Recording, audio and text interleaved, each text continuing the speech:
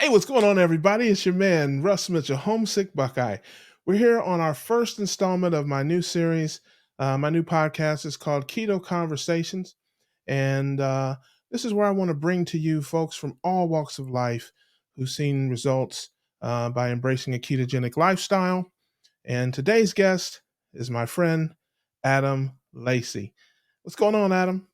How you doing, Russ? Good to I'm see you, good, man. man. I'm good. You've probably seen Adam on the cookout, the keto cookout with me. He's a really great guy. He's a good friend, and Adam was the first person ever to put me on the internet, and so I thought it would be just apropos to make him my first guest on my new series, Keto Conversations. So, with that, we're going to get started. Um, Awesome. we've been friends and we kind of know a little bit about each other. So some of these questions are, are for the larger audience. But Right. let's start at the beginning, man. Where were you born? I was born in Grand Forks, North Dakota, on an Air Force base. So yeah, it was Minot Air Force Base. Wow. So Yeah, way up you had there. your now you had parents in the military, or Yeah, my dad was in the military for I think he was in for about 4 years. yeah, yeah. Now, which branch is Mhm. that? You said Air Air Force. Force, Air Force Base. Yeah, I Yeah. got you. Yeah, Yep. you did say that. I hmm missed that there. Um, and what was your childhood like? Growing up there. Did you stay there very long, or how did it? How long were you there? I only lived there for about 3 years, enough to play in the snow a little bit, and Yeah, yeah. then moved down south to Dayton, Ohio, and been here ever since. There you go. And I love that. We're Buckeye brothers there. That's right. I was born in Cincinnati and lived in Central Ohio most of my life. And so, what was your Nice. childhood like? As a kid growing up there in Ohio. Pretty typical. I was into baseball and martial arts. I was on a demonstration team, weapons team, and things like that with Taekwondo and Kung Fu. I got to fairly high rank in both of those, junior black belt in Taekwondo. And it's hard to remember way back then, but I think it was like a green sash or something like that in Kung Fu. Yeah. But yeah, did a lot of that. And then got into my teen years and got into vocational school for electrical or electronics and started a path down the career path of electrical engineering. So, Oh, yeah. okay. So you went from so now when you had the martial arts background, did you have to ever use any of that in the high school in the mean streets of Dayton? There, did you ever have to? Did you ever I, have to? I only had to use it once, and that was walking through the city of Dayton back to an apartment that I had. Oh, And a couple guys jumped me, and luckily it was in the snow. So I was able to be a little quick about it and basically just kind of dodge off to the side and toss them into the snow, and they kind of went skidding on down the road a little oh. bit, and I just took off. So, That is that yeah, is that is crazy. That was a joke. I didn't even listen. I didn't even no, I didn't even know that one. but So that I would do sparring tournaments and stuff like that, and competitions and stuff. But okay. that's in a controlled environment. So Yeah, yeah, yeah. What's the worst shot you ever took, man? Come on, you had to have taken a big shot somewhere. What was the worst shot you ever took? You get chopped in the throat or something? well, from that was from my teacher, from my Sifu. Yeah, he was showing us how to do it, and he did a knife hand across the top of my head, and it almost knocked me out. It laid me out cold. Wow. Yeah, Oh, that's crazy. yeah. All But right, so you get through everybody high else learned school. from that one. Yeah. So you get through high school and you said you went to college for engineering? I went to college for a short time and dropped out Yeah. due to just life and work and things like that. Yeah, me too. The work that I was doing was 55 hours a week minimum, and it was just hard to keep things going. And had a new family started, and just didn't pursue it. Gotcha. Now let's talk about that. You got a wife and kids and dog, and tell us about your uh, your family life and the start of that. Well, it was fun. it was a little bit of a struggle to start. I was kind of growing up. I had like a double life, if you will. So it was kind of structured, very strict life, but I was also kind of wild a little bit. So uh, that combination didn't lead well to life training and things like that. So the marriage started out fun, and then it got complicated. And because I didn't have the skills necessary, we ended up getting divorced 5 years later. But we Oh, had a kid at that point. So, gotcha. but it was fun while it lasted. Now tell me, what's your definition of wild? Okay, that's everybody's got a definition of wild. Were you throwing Molotov cocktails out there, Adam? What were you? Oh man, yeah, it was this the typical you know things that kids do on a Friday night, Saturday night. You know what I'm saying? Yeah, yeah, yeah. I But know. yeah, I can neither. No, actually, no. I don't know what you're talking about. right. I have no idea what you're talking about, Adam. Uh-huh. I was, out giving Bible studies. Amen. Right. Uh, I'm sure. okay, so tell us. You said you had one. Did you say a son? Yep. Yep. And is Had that one your only son child from that marriage. Yep. from that marriage? Yep. And I was Gotcha. divorced for a good period of time, and then finally got married again. I'll probably get this wrong, but I think it was 11 years ago now to my Oh, current wife, and love that. she had a son of her own. So Yeah, we have a blended family now. love But that. they're grown and gone. 25 Yeah, years old, 26 years old, doing their own things and being successful. yeah, I love that. Now, what was your diet like during those early years and those college years and through your first marriage? Were you just doing what everybody did? I mean, did you have any type of health issues or weight issues or anything during those years? Or I always had pretty good metabolism, and my diet was more, anything goes. yeah, Good portion of it was alcohol back then. okay, Yeah. all So right. yeah, I smoked back then too. Oh, okay. The worst I didn't know possible. that. So I could eat anything, drink, smoke, and I was still skinny. And then once I got married and we had a child, then it started to go south. Yeah, Um, yeah. and started to pack on the pounds, and Mm. yeah, I just went downhill from there. And what age were you about that time? Would you say you're still in your 20s or? Yeah, it was probably around 23, 24, something like that. I got you. My son was born when I was 21. I'm with you. I got you. And so let's fast forward maybe into your 30s. You Yeah. said you were packing on the pounds and that kind of thing, just standard American diet kind of stuff, I'm guessing. Yep. And you were smoking and drinking and you was in them streets, Adam. That's basically what I'm saying. You was in them streets. Right. But but now when did you stop the smoking, and the drinking? Was that part of your ketogenic, awakening, or was that before that? How did that?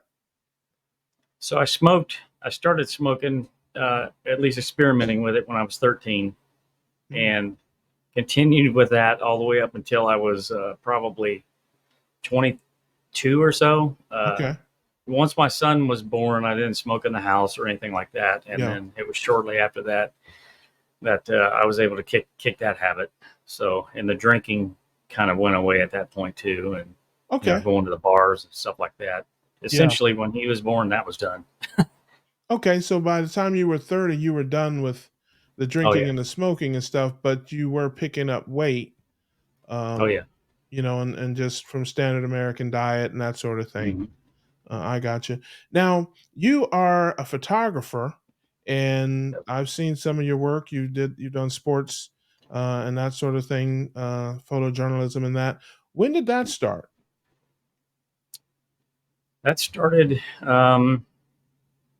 right around the time that I got married to my current wife, Okay. about 12 years ago, maybe 13.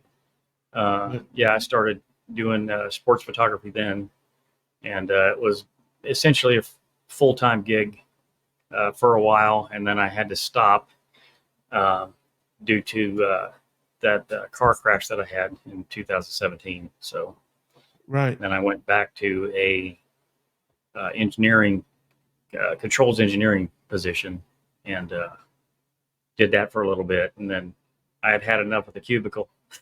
Yeah. I said, I can't live in this box day after day after day. I got to get out. So I went and did another business venture with a business partner that I'm in business with now. And we own that photography company, and we do that full time. Yeah. Now, the car accident, I know a little bit about that. Now, how old were you when that happened? Well, it was 2017. So That roughly was just 6 months 40, ago. Yeah. 40 years old, 39, 40. Yeah. Now tell me, as part of your sports photojournalism, what were some of your favorite sporting events that you covered? During while you were doing that, you've been to just some of the most amazing sporting events as part of your work. What would you say were your favorites? Probably all of the championship games because there's special treatment for media at those events. They give you lots of freebies, Yeah, right. um, kind of collectibles and whatnot. So that's always fun. But probably I would say the most challenging sport to photograph, I think, is ice hockey, Mm, NHL, because yeah, those guys are so fast yeah, on that ice. And you have a hole in the plexiglass about this big to right. put a lens like this big through that hole, and you only have access to a certain amount of the ice that you can see, Hmm, and you can only capture the action within that window. wow. And it's so incredibly fast, and it's an extreme challenge. Ice hockey is, and strictly for the challenge alone, that's probably why I like ice hockey. Number two reason is it's indoors Yeah, and it's like air conditioning. yeah, So yeah. yeah, You don't have the right, elements to deal with. Yeah, right. that's definitely true. Now, as a fan, I'm guessing you're a fan of sports? I used to be. Once I got into photojournalism, it's more of a, you kind of have to take an unbiased approach. Right, So initially, when I first started and I was photographing Ohio State, I was a fan. right, I was a big Ohio State fan, and but once I started learning, hey, I need to cover both teams in order to make photo sales. right. I need to throw away the super fan or fan photographer uh, persona and get professional about this and start covering both teams regardless of what happens. So, So but yeah, I'm gonna guess, just from your answer that you gave about like your favorite, your least favorite sport was probably golf right. because it's Yeah. outside, it's hot, it's Oh not yeah. very challenging. I'm gonna guess there's not a lot of people moving real fast on the golf course. Right. you know? Plus, you have to carry 30 pounds of gear for miles and miles and miles. Oh yeah, yeah, You yes, can't just stay in one spot and get one angle. You got to walk around the hole or walk around this, the spot where they've hit it on the green or whatever, yeah, or at the yeah. tee off. And it's a huge pain. Yeah, now you told me a story Golf. one time about Yeah. taking a tumble, Yeah. when you were photographing Right. a golf, meet, will we still be friends if I make you tell that story? Of course. Yeah. So this was at the Memorial Golf Tournament in Columbus, and so Tiger Woods had come to the 18th hole, and I was having issues after the brain injury with, bending down and standing up and things like that, and being dizzy, very, very dizzy. So, anyways, long story short, Tiger Woods comes to the 18th hole. I have an inside the ropes pass to take photos, so I'm inside the ropes. Everybody's behind me, and I kneel down, and it's on a slope. It's a pretty steep slope. And I'm getting prepared to get shots of Tiger, and all of a sudden I start blacking out, like, Oh, and I just envision myself blacking out and rolling down this hill live on CBS with Tiger Woods about to make the putt for the 18th hole, and luckily I was able to come back to it before that happened, but man, I Yeah. was severely worried that that was going to happen, and yeah, so was Well, saved. that is funny. That's awesome. Well, tell me, so now we'll move ahead a little bit and tell me when you first were introduced to ketogenic living of any sort. When was the first time you heard about it or were exposed to it in any way? It'd be hard to remember the exact year, but it's around after Atkins became popularized. I don't remember the exact year that was, so Like the maybe 90s, maybe? yeah. Or early Well, 2000s? it's probably later than that for me. So maybe around 2000, 2002, something like that. Yeah, that's about the time And I heard about it as well. yeah, so I started, on the Atkins diet and did well for a while, but it was just looking back in hindsight, the inclusion of the carbs and just the different things that diet allowed at that time. Um, I'm the kind of person, if I have a little bit of carbs or a little bit of this or that or what, a little bit of honey, I go right back into Yeah. the bad habits. So it just didn't work for me. Now, were you looking to lose weight at that time, or Yeah, what was your motivation? Just your because by that at that time you would have been what in your 20s. correct. Yep. Yeah. Yep. So Want to lose weight. Not, I mean, I didn't really connect my diet or how I ate with how I would feel at yeah. that point. Like that hasn't happened really until recently, Hmm.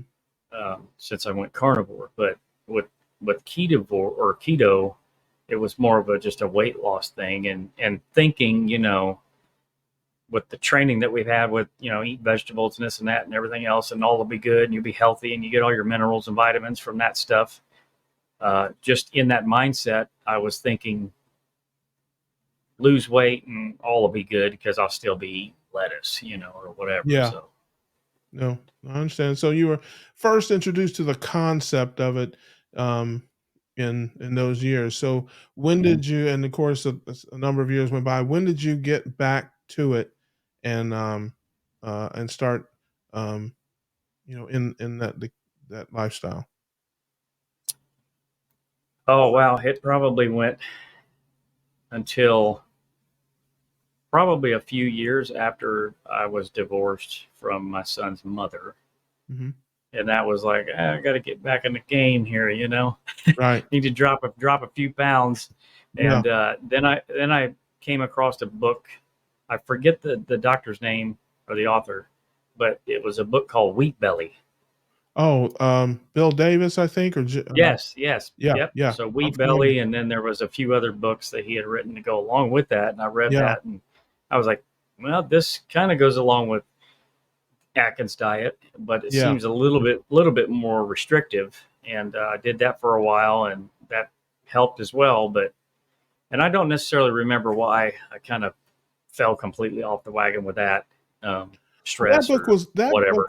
that book was mostly, as I recall, about wheat and the difference Grains, in yeah, today's wheat versus wheat from 100 years ago and how they've genetically modified it and mhm, just, done a number on it right, so they can get more of it. There's higher yields and it's hmm, pest free, but it's because of all the changes that they made over the years, it's killing us.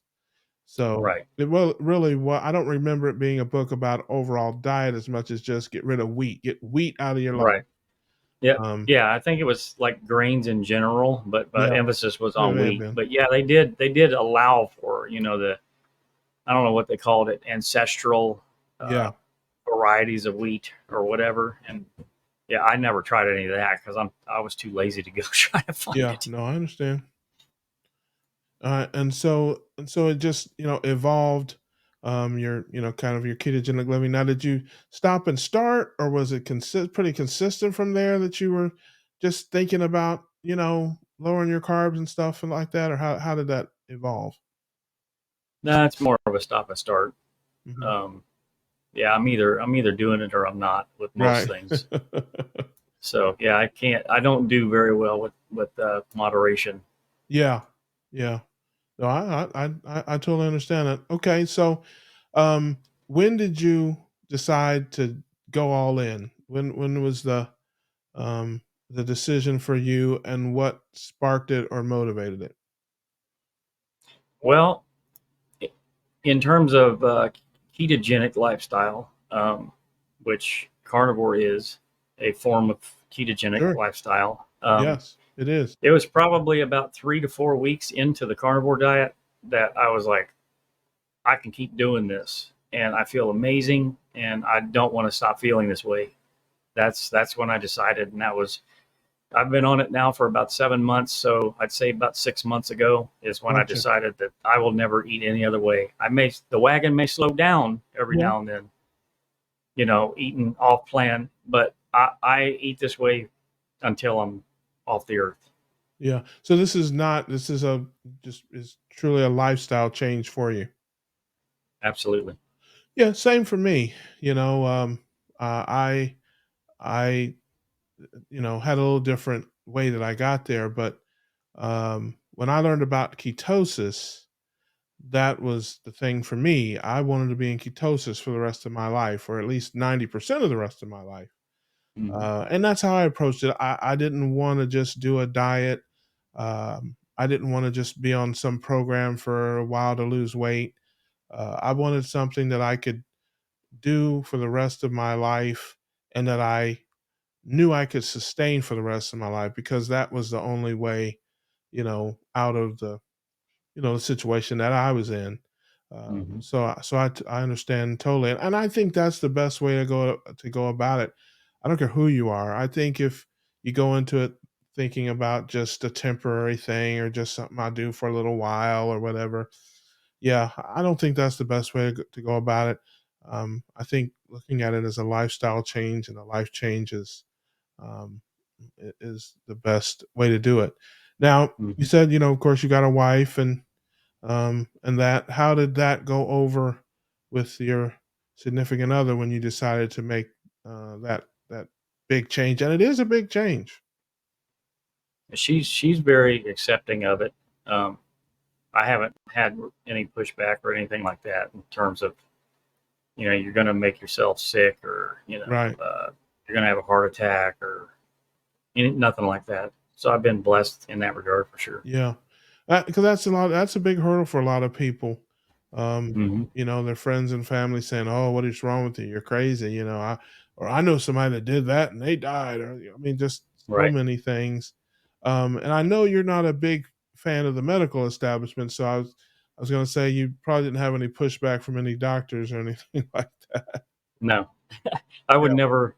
I would never consult with a doctor for a decision like this. I mean, it's my life, so Yeah. I'm going to choose the lifestyle and be like Carrie says, the captain of my own ship. I'm the Yeah. boss. I'm the king of the castle. I'm in control. Um, if I need advice or something like that from a doctor, I'll go to one. But Yeah. up until this point, I really haven't had that need. So, Yeah. not And to did you do discount any? all of them. I'm sure there's some really good ones out there. Dr. Sure. Yeah. Barry, We know. Dr. We know a Chapin, couple. Dr. Baker, Yeah. Dr. Fields, right? Yeah. Yeah. So Now, have you ever done any blood work or anything like that? I have not. But since I've watched your video, which I would encourage people to watch your video where you talk about Own Your Labs, the blood work, I just started looking into that last night, actually. Yeah. I have Dr. Barry's book on, I forget the name of the book, but he talks about, the blood work and things like that Yeah. you should get. I think complete lab. I can't think of the name either, but yes, how to read Right. your lab work. So Yeah. I'm trying to compare like what he says in that book to get versus all the different labs that you can get on your labs. And I do want to get it because I'm curious, but I don't Sure. think that I need to. Yeah. I mean, if you're, I mean, it doesn't. I don't know. I don't think it hurts to check. I mean, I wouldn't personally, if you feel good and all that kind of stuff, I wouldn't, fasting insulin, of course, and your basic, lipids and that kind of stuff, your A1C lipids and your fasting insulin. That's what I did. I didn't go to the nth degree. I could have done C peptide. I could have done a bunch of other stuff. again, I didn't feel bad. I never felt bad really, even when I was eating standard American diet. I wasn't sick or anything like that. I was just heavy. Mhm. But I wanted to measure, and I did have some problem areas because again, some of these things are hidden. You're not going to feel them. How do you Mhm. feel fasting insulin of 23? Like, Right. Right. Yeah. that's not something you can feel, but you're on a Yeah. collision course with Oh, there it diabetes. is. Right, right. Well, but you're on a collision course with diabetes, if Right. when it's that high, or Mhm. my ratio of triglycerides to HDL is 2.6. It should be under Mhm. 1.5. So Right. that's a direct risk of heart attack and stroke. So, it just Mhm. tells me kind of where I'm at, and what I have to work on. Um, and I'm going to do it again around November and see where I'm at from there to see the improvement. Uh, I was 2 months into ketosis when I did it. And I Mhm. wish, looking back, I mean, I had no plans of having a YouTube channel or anything like that. If I did, I would have documented all this stuff. Mhm. But I wish I'd have done it, when I weighed myself, which was, in May. Just went ahead and got the blood work done. And then, maybe checked it again in July or August just to see, the improvements. But again, in my case, I have that fasting insulin and that ratio are, they're very high. So I definitely Mhm. want to monitor those things and, For keep an sure. eye on them. And I recommend that folks do it. I had never done it either. 53 years old, never had blood work done. So I understand where you're coming from on that, but I certainly hope Mhm. you do it. And just have it as an indicator of either a confirmation that you're on the right track or that you're where you want to be. Right. So tell folks. And sorry to interrupt. Oh, Yeah. Also to kind of be like, hey, hey, naysayers, right. Yeah. here's the Hey, results. yeah. I'm Hey, not dying. You know. don't ever discount the satisfaction of sticking a thumb in the eye of the naysayers. Right. That's right. I'm all Yeah. for that. Gotta give the haters something to hate. Yep. Um, Mhm. so tell folks about the benefits that you have received from the lifestyle change and how quickly those changes and those benefits occurred.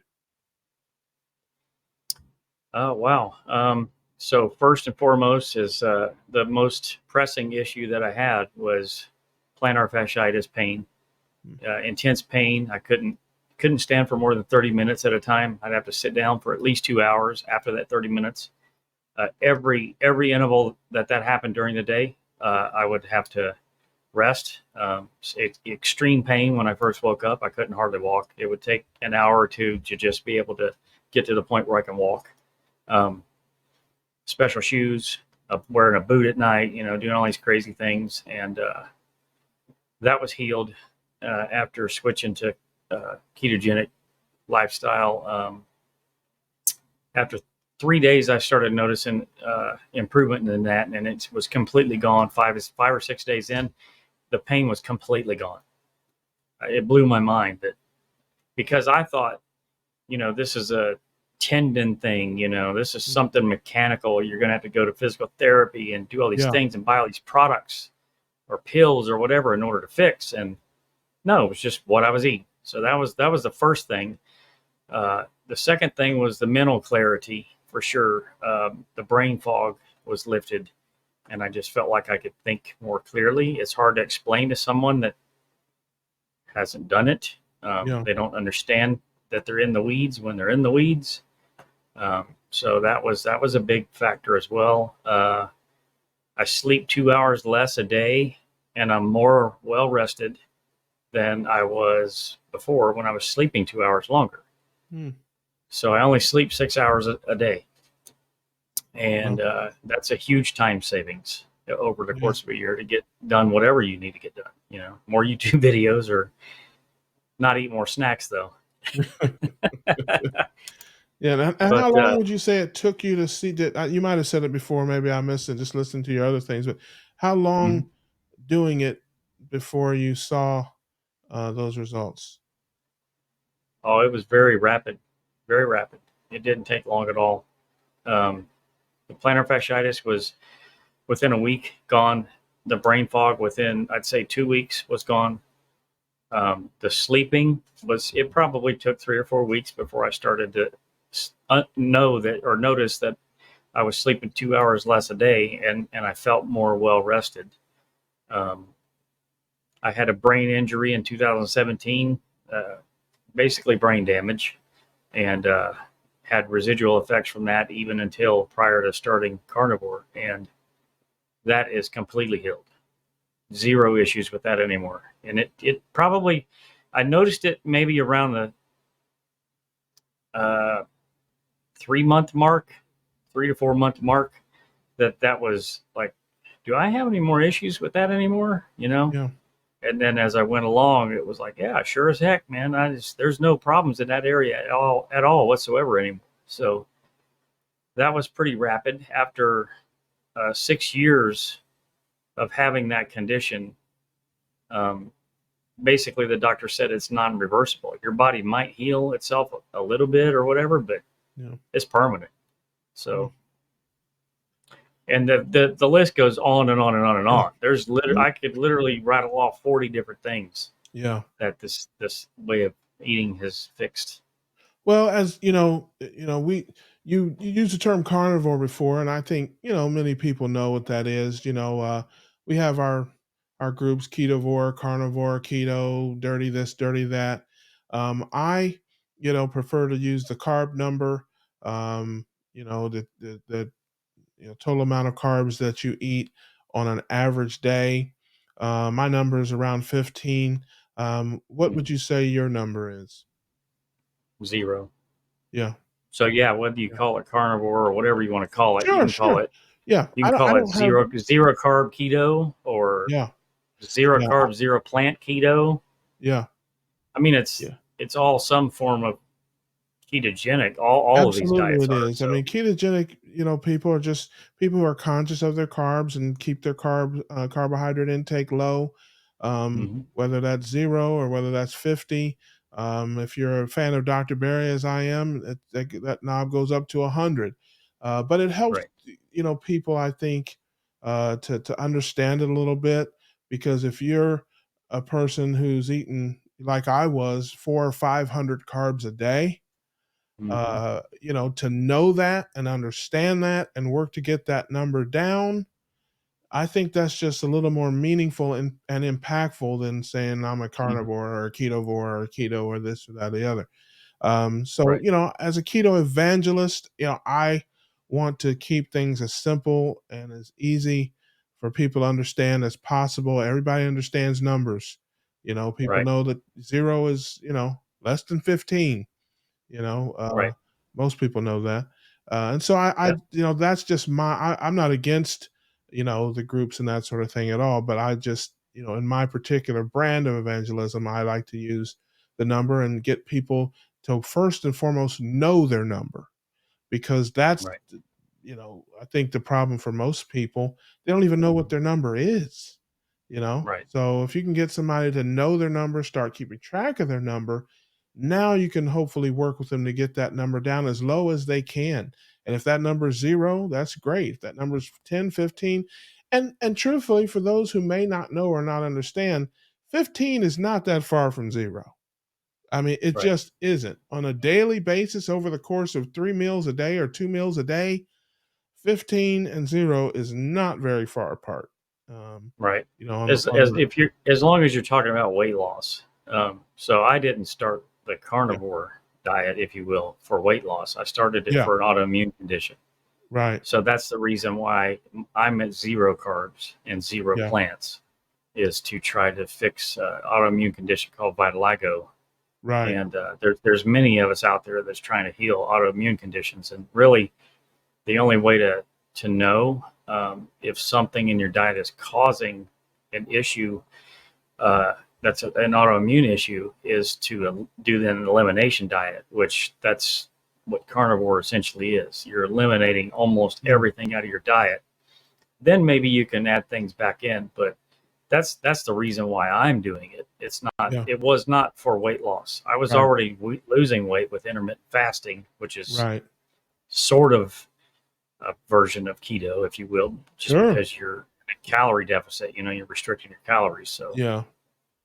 There's no carb. If you got no carb, no calories, you got no carbs. There's right, that's it's kind of hard to get a bunch of calories with the carbs, no calories. right, Um, but no, I hear you, and there are many days. As a matter of fact, I'm trying to think.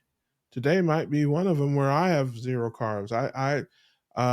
Yes, because I had to think about it for a minute. I had bacon and eggs around earlier today, and just some carbonated water, and hmm I haven't had anything else today since then. So far, I'm at zero carbs today, and that number can right. slide. I mean, again, if you're just aware of the number and you keep that number as low as you can, that for most people is the goal, unless you have a special type of situation where you need to Mhm. take it further. So on a typical day, tell the folks what on a typical day is your diet.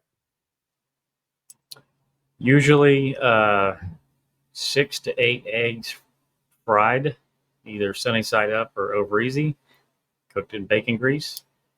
That's one meal, and then the other meal is usually anywhere from 10 to 20 ounces of some kind of beef, some kind of steak, whether it's chuck steak or a ribeye or something like that. I usually try to stay away from sirloins and Mhm. strip steaks and things like that because they're too lean.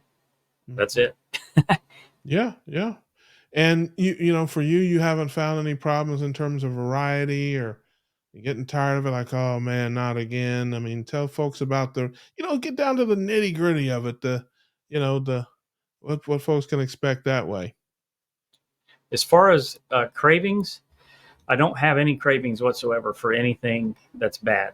I don't crave variety. I actually consider it a privilege to be able to eat this way. I mean, who in their right mind would think that eating steak every day is a bad thing?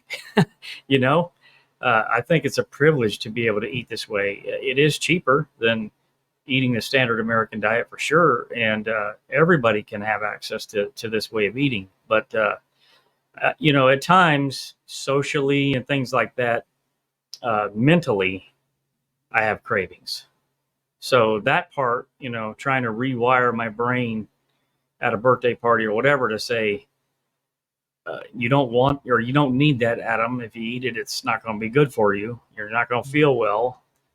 You might get a dopamine hit for that 30 seconds while you're eating it, but you're going to suffer for a day or two afterwards when you after you eat it. So that really is the biggest challenge to me is the mental game. I don't really have any physical cravings whatsoever. I have a Yeah, I, craving I for don't have steak. too much. I don't have too much of that. I do think for most people, when I say most people, I mean 51% of people. The Hmm. thought of eating the same thing every day is torturous. Right, I mean, no, I'm not. There's not a joke there. That's right, 90% is what I say is a joke, but I didn't. That wasn't a joke. So for a lot of people, excuse me, for a lot of people, that thought of, man, all you eat is meat and water, and I mean, even a kid, they love ice cream, they love kid, but if you make them eat it every day, eventually they're gonna say, yeah, no more ice right, cream. right, So I think it's important for people to hear, from somebody like you that's like, no, for me, this is not a problem, and that I'm able to do it. It may, make some people maybe think twice about that, because I do think it's different for everyone. I can't do it that way. I've got to have right, some level of variety. Now I don't need a lot of variety, but right, we've talked about it because we're friends. But I kind of have a rotation. Beef, I separate beef and ground beef. Although I know you don't like ground beef, right. but ground beef is kind of its own thing. And then I Hmm. have what steaks and briskets and things like that I kind of lump together. And then I have lamb and I have salmon, and so ground beef, lamb, and salmon is kind of my rotation, Hmm. to give me, just a little bit of variety there. And then, with the eggs, same kind of thing. I have egg salad, scrambled eggs, omelets, boiled eggs, just to give, it's still all eggs, but it's Right. different, just to give it a little bit of variety. And again, I'm not carnivore. I mean, my number's 15.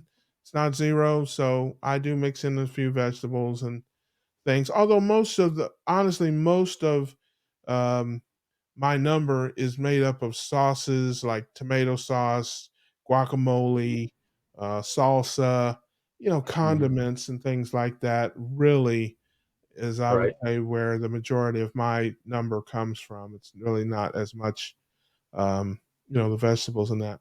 But I yeah, would say no, that that's probably that. Go ahead. no, no. I was going to say that is interesting though. That you're like, nope, we can eat this every day for life. Well, I would say probably one of the driving factors for that is it requires brain power for me to think that I want something different when I really don't. I don't need variety. I would only need variety because I tell myself that I need variety Hmm. because all the nutrients that we need is in beef, Yeah, essentially. So, humans don't really need variety. It's more of a preference thing. And I yeah, choose to just not have that preference.